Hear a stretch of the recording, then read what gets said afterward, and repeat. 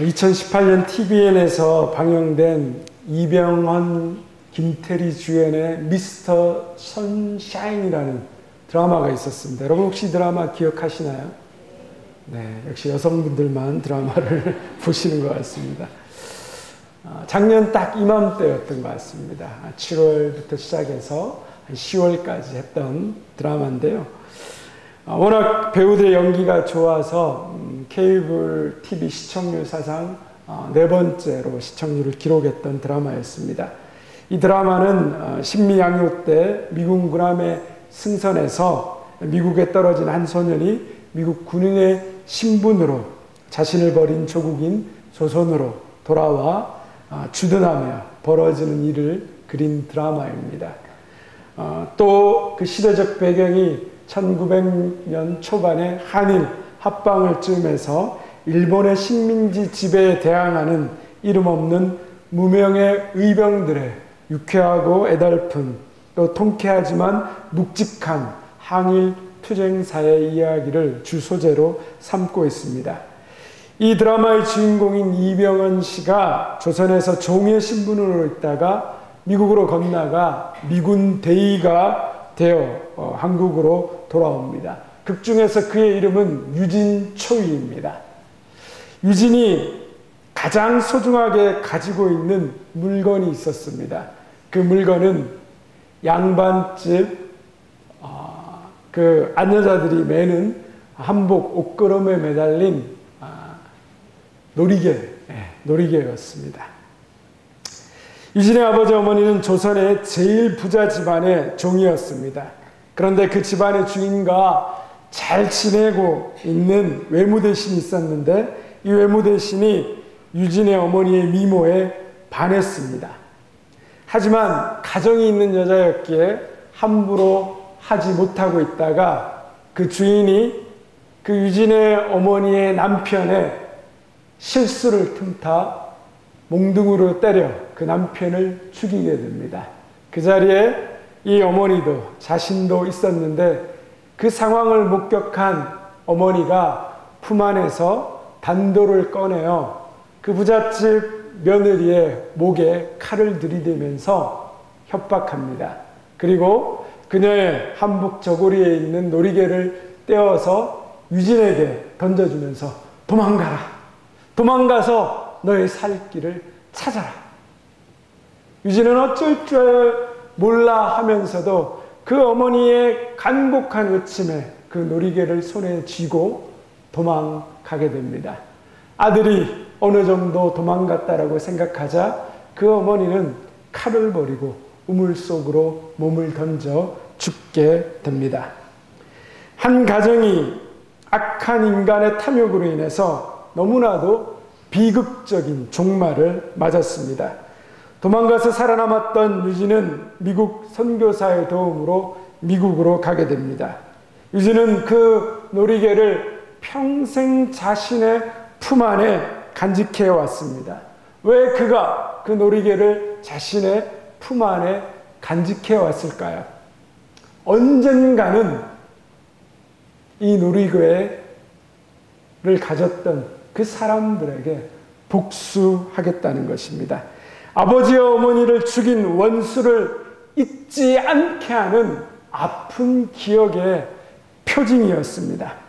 그 놀이개를 보면서 그는 날마다 언젠가 반드시 그들을 찾아가겠다라고 말하고 있습니다. 오늘의 이야기는 여기까지입니다. 나머지 스토리가 궁금하신 분들은 드라마를 한번 찾아보시기 바랍니다. 여러분, 한 개인이 혹은 그 가족이 가지고 있는 상징적인 물건들은 좋은 기억이든 나쁜 기억이든 자신에게 일어났던 그 사건들을 잊지 않고 기억하게 해줍니다. 제 아내는 손목에 낡은 시계를 하나 차고 있습니다. 2년 전에 장모님이 돌아가시고 남은 손목 시계입니다. 그 손목 시계를 찰 때마다 그 어머니의 모습을 기억하고 때로는 눈물 짓습니다. 작은 것이지만 무언가가 우리의 삶에 남아있다는 것, 그것은 우리 인생의 표징이 되는 것입니다. 오늘 이스라엘 백성들이 요단강을 건넜습니다. 그 요단강을 건넌 것은 자신들의 능력과 자신들의 힘이 아니라 하나님의 능력임을 그들은 분명히 깨달았습니다. 홍수로 넘쳐 흐르는 요단강 물에 언약궤를 맨 제사장들이 그 발을 디뎠을 때 요단강 물이 갈라지기 시작하고 벽을 이루며 그 땅이 마른 땅과 같이 되어서 그들은 건너가게 되었습니다. 그리고 하나님의 능력과 하나님의 놀라운 일하심을 찬양했습니다. 그러나 하나님 마음에 다소 걱정이 있으셨던 것 같습니다.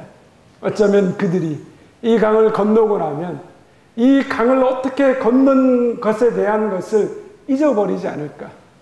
인간은 망각의 동물이기에 은혜를 받을 때는 자신의 생명이라도 내어줄 것처럼 하나님 앞에 감사하며 기도하고 하나님 앞에 열정을 내지만 시간이 지나면서 그 은혜의 기억이 사라지기 시작하면 언제 그랬냐는 듯 다시 돌아가는 것이 우리 인간의 모습입니다. 그래서 하나님께서는 그 이스라엘 백성들이 그 하나님의 은혜와 행하신 일을 잊지 않길 원하셨습니다. 그래서 여호수아에게 말씀하십니다. 여호수아서 4장 1절에서 3절 말씀을 같이 함께 읽도록 하겠습니다. 그 모든 백성이 요단을 건너가기를 마침에 여호와께서 여호수아에게 말씀하여 이르시되 백성의 각 지파에 한 사람씩 12사람을 택하고 그들에게 명령하여 이르기를 요단 가운데 제사장들의 발이 굳게 선 그곳에서 돌 12를 택하여 그것을 가져다가 오늘 밤 너희가 유숙할 그곳에 두게 하라 하시니라. 요단강을 건넌 직후 하나님께서는 여호수아를 통하여서 각 지파에 한 사람씩 대표를 뽑게 합니다. 그런데 그 이후에 내리신 명령이 뜻밖의 명령이었습니다. 각 지파의 대표들로 하여금 무엇을 하게 합니까? 요단 강물로 들어가서 요단 강물 속에 있는 그 제사장의 언약궤가 서 있는 그 주변에 돌을 하나 선택해서 메고 나오라는 것입니다. 요단강을 건넜습니다. 이제 여리고 성과 여리고 성에서 전투를 앞두고 여리고 평지에서 진을 치고 있습니다. 그렇다면 이 중요한 시점에서 각 지파에 뽑혔던 사람들은 그렇게 생각했을지 모르겠습니다. 여호수아가 요단강을 건너기 전에 2명의 스파이를 여리고 성에 보내서 정탐하려 했던 것처럼 우리들에게도 특별한 임무를 주겠다. 아마도 전쟁을 준비하기 위해서 우리에게 아마 그 스파이에게 명령했던 그런 임무가 주어지지 않을까? 어쩌면 그들 마음 가운데 기대했을 것입니다. 그런데 전혀 뜻밖의 돌을 주오라는 겁니다. 아니, 돌은 아무나 주울 수 있는 것 아닙니까? 뭐하러 대표를 뽑습니까? 눈에 보이는 사람에게 그냥 요단 강물에 가서 너 돌 하나 주오라 하면 되는 건데 대표들을 뽑아서 그 특별하게 선발된 그 사람들에게 돌을 주워오게 합니다. 아마 그들의 생각으로는 그들의 상식으로는 이해할 수 없는 명령이었을 것입니다. 이런 우리의 상식과 생각으로 받아들여지지 않는 이 명령 앞에 그들은 어떻게 반응합니까? 8절입니다. 여호수아서 4장 8절의 말씀을 함께 읽겠습니다. 이스라엘 자손들이 여호수아가 명령한 대로 행하되 여호와께서 여호수아에게 이르신 대로 이스라엘 자손들의 지파의 수를 따라 요단 가운데 돌 12를 택하여 자기들이 유숙할 곳으로 가져다가 거기에 두었더라. 그들은 여호수아가 명령한 그대로 행합니다. 자신의 생각과 자신의 상식에 맞지 않았지만 하나님께서 여호수아에게 말씀하셨고 그 하나님의 말씀을 들은 여호수아의 말을 마치 하나님께서 하시는 것과 같은 말씀으로 그들은 받아들였습니다. 여호수아서의 가장 중요한 주제가 뭐라고 말씀드렸습니까? 기억나시나요? 잊어주셔서 감사합니다. 이래서 계속 반복할 수 있는 것 같습니다. 여호수아서의 가장 중요한 주제는 믿음과 순종이라고 했습니다. 전쟁의 승패가 많은 군사와 전략과 어떤 특별한 무기에 달려있는 것이 아니라 하나님의 말씀에 순종하느냐, 하나님의 말씀에 순종하지 않느냐, 그것이 전쟁의 승패를 좌우하는 것이라고 말씀드렸습니다. 누구와 전쟁하느냐, 어떤 방법으로 전쟁하느냐가 아니라 하나님의 말씀을 지켜 행하면 승리하고 하나님의 말씀에 불순종하면 실패하는 것입니다. 우리는 여호수아서를 읽으면서 그 사실들을 계속해서 추적해 가야 합니다. 그리고 하나님의 말씀에 순종했을 때와 하나님의 말씀에 순종하지 않았을 때 그들이 어떤 삶의 결과에 부딪히는지 우리는 말씀을 통해 볼 수 있어야 합니다. 하나님은 여기 계신 한 분 한 분이 하나님의 말씀에 순종하기를 원하십니다. 우리 역시도 하나님 말씀에 순종하는 사람들이 되고자 합니다. 그런데 성경에서 하나님이 하시는 일을 보면 우리의 이성과 우리의 상식을 뛰어넘는 일들이 많습니다. 그래서 이해가 가지 않기 때문에 상식적으로 받아들이기 힘들기 때문에 때로는 불순종하기도 하고 때로는 그 길을 돌아갈 때도 많습니다. 여러분, 여리고성을 무너뜨리는데 공격하지 않고 성을 13바퀴 도는 것, 그리고 와 하고 고함을 질렀더니 성이 무너지는 것, 여러분, 이게 우리의 이성과 상식으로 해결되는 일입니까? 천지를 말씀으로 아무것도 없는 무에서 유를 만들어내는 말로, 그것이 여러분 이해가 되십니까? 우리의 상식을 뛰어넘습니다. 우리의 이성을 초월하는 것입니다. 그러면 왜 하나님은 우리의 이성과 판단을 넘어서는 일을 하실까요? 만약에 하나님의 생각이 우리의 생각과 똑같다라고 생각해 보십시오. 하나님이 하시는 일이 우리의 이해 수준을 넘지 못한다라고 생각해 보십시오. 우리에게 하나님이 필요할까요? 우리에게 하나님의 하나님 되심을 우리가 받아들일 수 있을까요? 우리의 이성과 판단을 뛰어넘는, 우리가 도저히 이해할 수 없는 방법으로 이루어지는 일, 그 일을 경험하게 될 때 우리는 비로소 하나님을 인정하게 되는 것입니다. 하나님이 하셨다라고 고백하게 되는 것입니다. 그래서 우리에게 필요한 것은 하나님 말씀에 대한 믿음과 순종입니다. 우리의 생각과 이해를 뛰어넘는 하나님의 말씀에 우리가 순종하게 될 때 우리는 그 하나님을 깊이 경험하게 되는 것입니다. 제가 경기도 구리 두레교회에서 김진홍 목사님이 목회하실 때 4년간 함께 사역했던 적이 있습니다.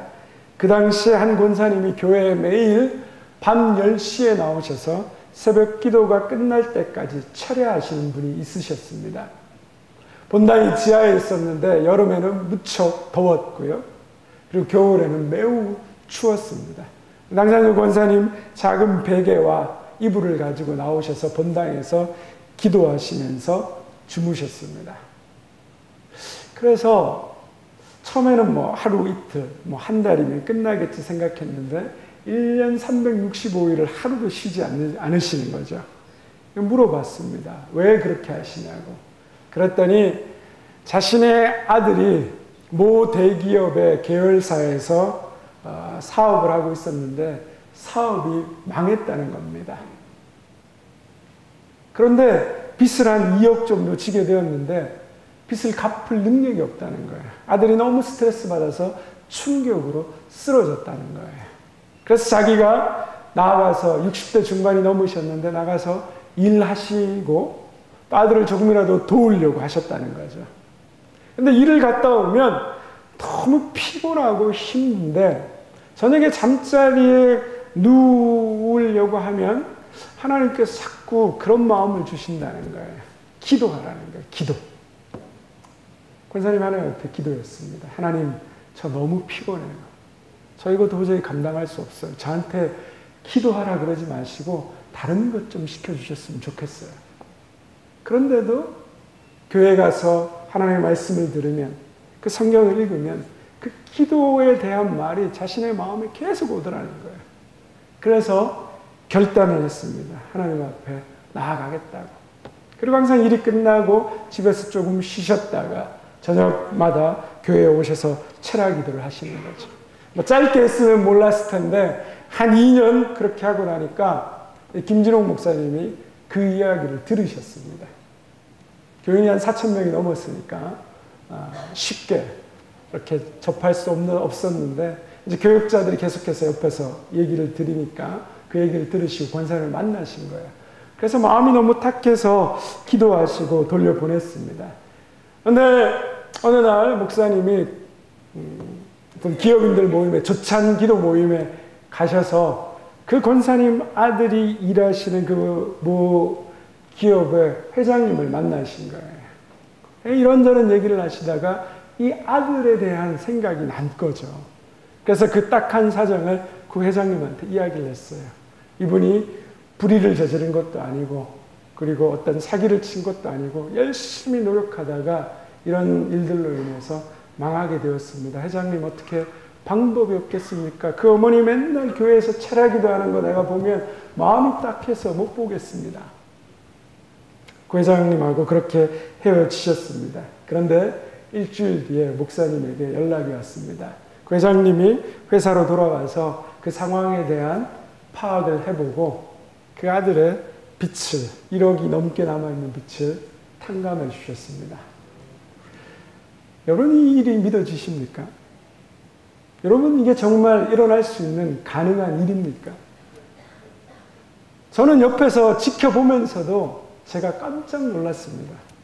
이야, 어떻게 이런 일이 있는가? 어떻게 하나님이 이렇게 역사하시고 일할 수 있는가? 여러분, 하나님은 어떻게 역사하십니까? 그 믿음과 순종을 통해서 일하시는 겁니다.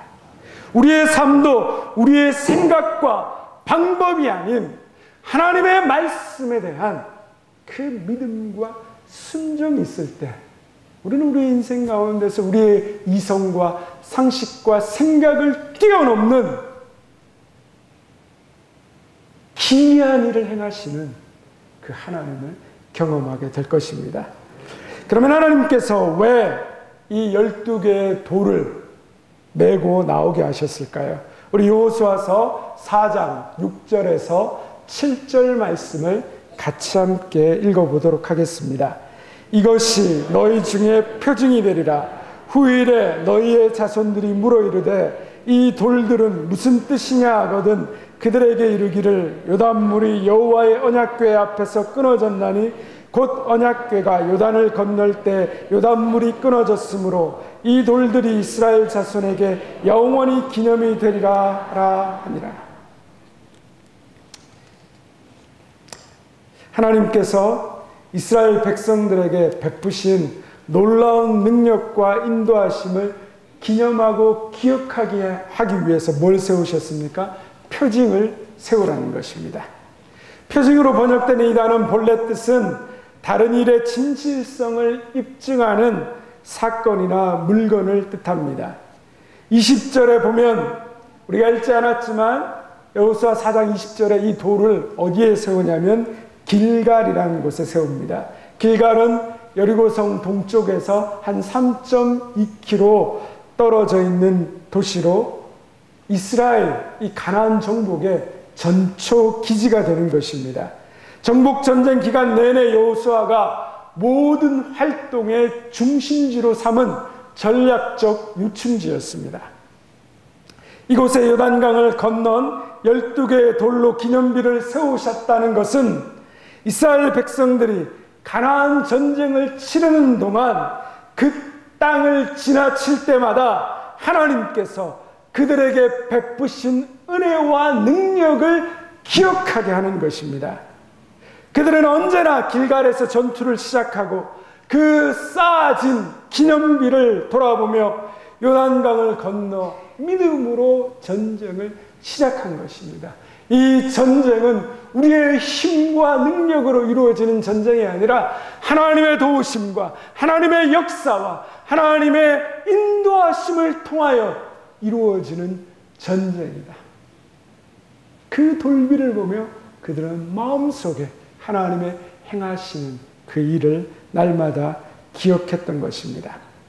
또한 하나님께서 이 기념비를 세우도록 시킨 것은 다음 세대의 신앙을 교육하기 위해서였습니다.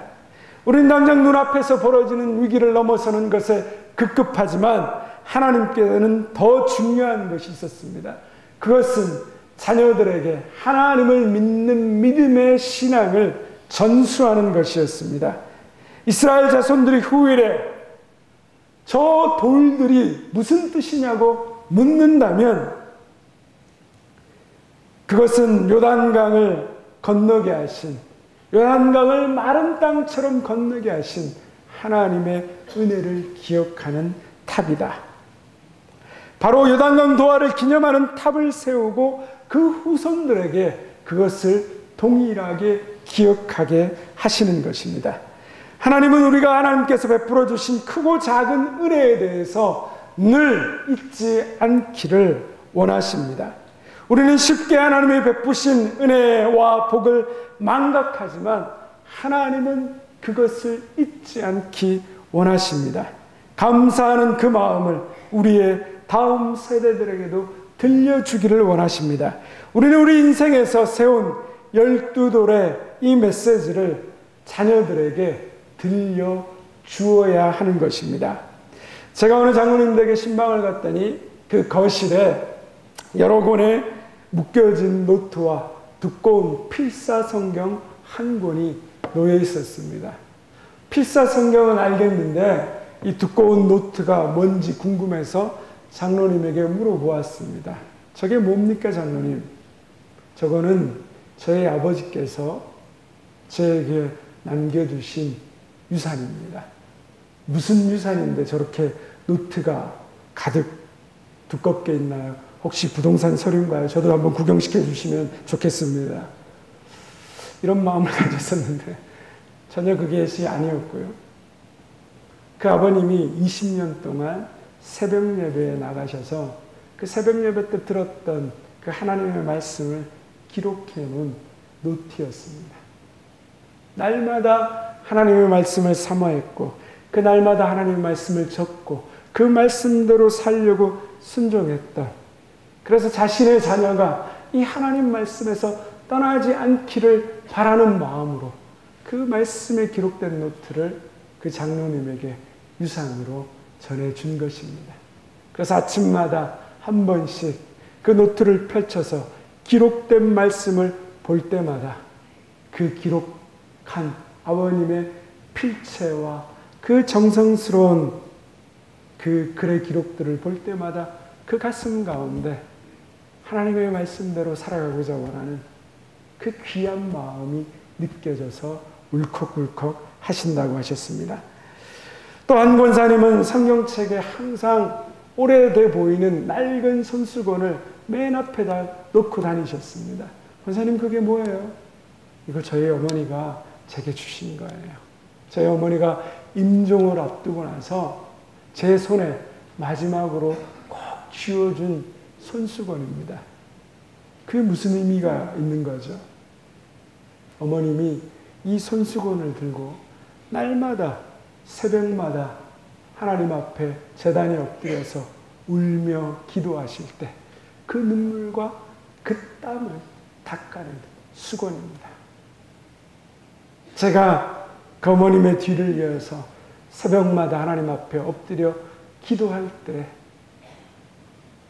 제가 우리 자녀를 위해서 간절하게 기도하는 이 마음처럼 어머님께서 그렇게 나를 사랑하는 마음으로 눈물과 땀을 쏟으셨구나.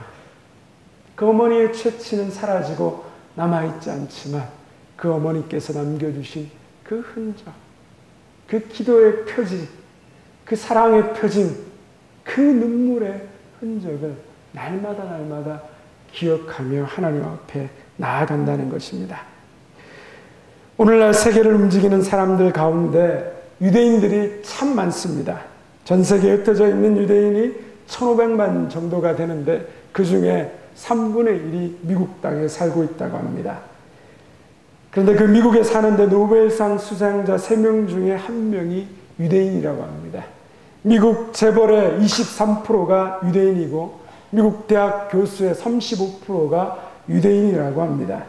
그래서 사람들은 유대인들이 머리가 좋기 때문에 우수한 인재들을 배출해내고 세계적인 지도자가 나왔다라고 생각합니다. 그러나 미국의 스탠포드 대학 심리학과의 젠슨이라는 사람이 각 민족과 인종의 IQ를 전체적으로 조사를 해보았습니다. 그랬더니 약간의 차이는 있지만 눈에 띌 만한 특별한 차이가 없다라는 거죠. 그것은 유대인들도 역시 비슷했다라는 것입니다. 그러면 무엇이 유대인들을 만들어내고 그 차이를 만들어내느냐? 연구 끝에 결론을 내렸습니다. 그것은 바로 부모의 신앙 교육이라는 것입니다. 유대인들은 2000년 동안 나라 없이 살다가 1948년에 비록 독립된 국가를 세웠습니다. 이를 통해 이 유대 민족은 고통과 고난에 대한 그 마음의 힘이 강해졌다는 것입니다. 심력이 강하게 길러졌고 어렸을 때부터 부모로 받은 그들의 신앙교육이 너희는, 우리는 하나님의 선택을 받은 선민이라는 자부심과 자존감을 그 마음에 가득 심어줬다라고 하는 것입니다. 우리 부모님들이 우리 자녀들에게 공부를 못하거나 잘못한 일이 있으면 아이를 질책합니다. 비난하죠. 그러면 자존감이 낮은 아이들은 뭐죠? 그 말을 듣고 상처를 받고 위축됩니다. 그런데 그 이전에 무슨 문제가 있냐면 부모의 자존감이 낮기 때문에 자녀에게 비난한다는 거죠. 부모의 자존감이 높으면 아이들이 조금 못해도 괜찮아. 엄마가 지내보니까 너 잘할 수 있어. 엄마도 이렇게까지 했잖아. 문제없어. 괜찮아. 너 할 수 있어. 힘내라. 근데 부모의 자존감이 낮아지게 되면 자녀에게 그런 선한 자존감을 세워주는 이야기를 할 수 없다라는 겁니다. 가장 중요한 것이 마음의 심력을 13살 전까지 아이들에게 그 마음의 힘을 길러주는 일. 구약의 성경 말씀을 통하여서 하나님이 우리 민족을 얼마나 사랑하시는지, 그리고 하나님이 우리 민족을 어떻게 인도하시는지, 오늘 우리를 위해서 어떻게 일하고 계시는지 그 말씀을 들려주고 그 말씀을 통하여서 아이들의 마음의 힘과 생각을 길러준다는 겁니다. 그러면 13세 이후로 아이들이 성인이 되고 나면 유대인들은 13세 성인식을 하는데 그 자존감에 전혀 문제가 없어진다는 겁니다. 어려운 일을 만나도, 고난을 만나도, 실패를 해도 다시 일어설 수 있다는 믿음과 생각을 가지게 된다는 것입니다. 바로 이런 신앙교육을 통하여서 의지력이 강해지고 그리고 인생에 대한 뚜렷한 목적과 의미와 가치를 가지며 살아간다는 것입니다. 그런데 한편으로 2008년도에 한 연구 논문에 의하면 미국 명문 아이비리그 대학에 재학하고 있는 한국 대학생들의 70%가 최하위권에 속한다는 것입니다. 입학할 때는 성적이 우수한 학생들이었는데 시간이 지나면 지날수록 자꾸 낙제하는 비율이 높아진다는 겁니다. 10명 중에 4.5명이 낙제한다는 겁니다. 하버드 대학생 10명 중에 9명의 한국 대학생들이 실패한다는 겁니다. 그래 하도 이유가 궁금해서 하버드 대학교에서 연구했습니다. 왜 한국 학생들에게 이런 일들이 일어나는가? 조사해서 확인해 보았더니 장기적인 목표가 없다는 겁니다. 오로지 입시 위주의 교육, 명문대만 들어가야 된다는 그 교육의 목적을 성취하고 나니까 그 다음에 자신이 가지고 있는 인생의 목적이 무엇인지, 무슨 의미와 가치를 가지고 살아가야 되는지에 대한 의미를 잃어버렸다는 것입니다. 우리 자녀들에게 가장 중요한 것이 무엇입니까? 아무리 자녀들에게 열심히 공부를 가르쳤어도 그들이 올바른 인생의 목적과 의미, 가치를 가지지 못하면 실패할 확률이 높아진다는 것입니다. 참된 인생의 목적과 가치, 의미를 우리 자녀들에게 심어줄 수 있는 그것이 무엇입니까? 바로 신앙교육입니다. 하나님을 믿는 믿음의 신앙교육입니다. 하나님 앞에서 우리 인생의 목적을 발견하게 하는 것입니다. 하나님께서 우리 인생을 인도하시는 의미와 가치를 생각하게 하는 것입니다. 그것을 통하여서 인생이 새로워지고 변화된다는 것입니다. 부모가 자녀들에게 자신의 삶 속에서 하나님을 만난 경험을 들려주실 수 있는 12돌의 스토리가 있어야 합니다. 부모가 하나님을 진실하게 만나 요단강을 기적 가운데 건너고 길갈에 12돌을 세운 체험을 통해 인생의 목적과 의미와 가치를 가르쳐야 합니다. 과거에 내려주신 하나님의 은혜를 기억하면 미래에 대한 불안감이 사라집니다. 과거에 나를 그렇게 인도하셨던 하나님이 오늘 고난 중에서도 나를 붙드시고 함께 하실 것이라는 확신을 가지게 되는 것입니다. 그래서 우리 신앙의 이 표징은 하나님의 은총에 대한 회상이지만 동시에 우리의 현재와 미래에 대한 확신과 자신감이 되는 것입니다. 여러분 자신과 가정에는 신실하신 하나님, 기이한 일을 행하시는 하나님, 은혜의 하나님을 기억하는 어떤 표징이 있으십니까? 우리 교회에는 지금까지 이 대명교회를 인도하신 그 하나님을 기억하는 어떤 표징을 우리는 가지고 있습니까? 하나님께서 우리와 우리 가정과 하나님의 이 교회에 주신 그 은혜를 잊지 마십시오. 그 은혜를 늘 기억하기 위해서 우리는 우리의 표징을 세워야 합니다. 그 표징을 통해서 과거뿐만 아니라 지금도 함께 하시며 앞으로 함께 하실 그 하나님에 대한 분명한 믿음과 소망을 가지게 될 것입니다.